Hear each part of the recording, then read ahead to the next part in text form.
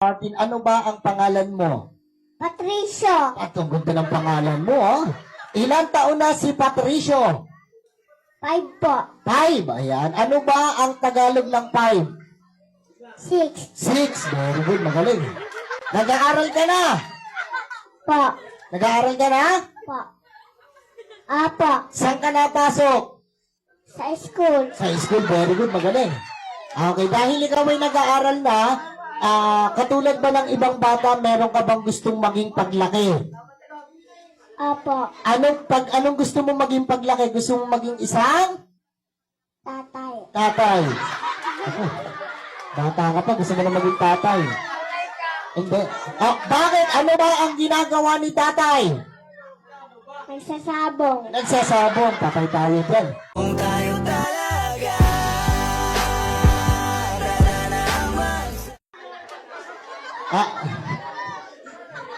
Aray ko.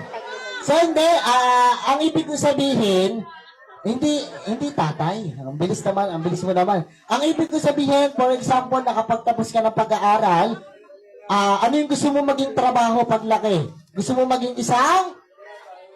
Doktor. Doctor, very good. Palakpakan naman natin. Gusto niya maging isang doctor paglaki. Pag ikaw pa ay naging doctor na, nagkaroon ka na ng license para manggamot, sino yung una mong gagamutin? Mama. Si mama. Ayan, bait naman. Ano ba sakit ni mama? Si Mosta.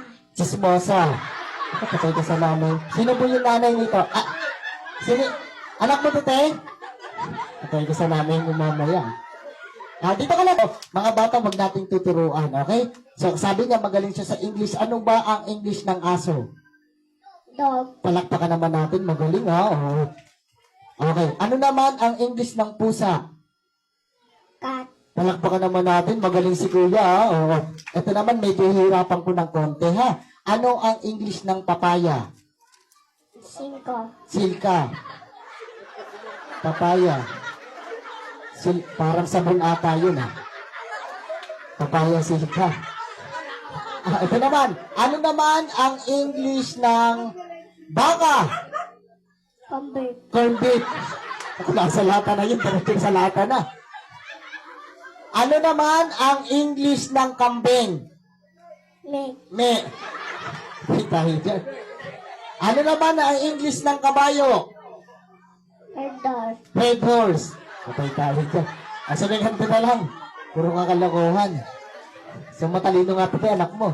So, alam mo na ba yung gagawin mo? Apo. Anong gagawin mo? Kakain. Shoutout sa mga kabataan dyan!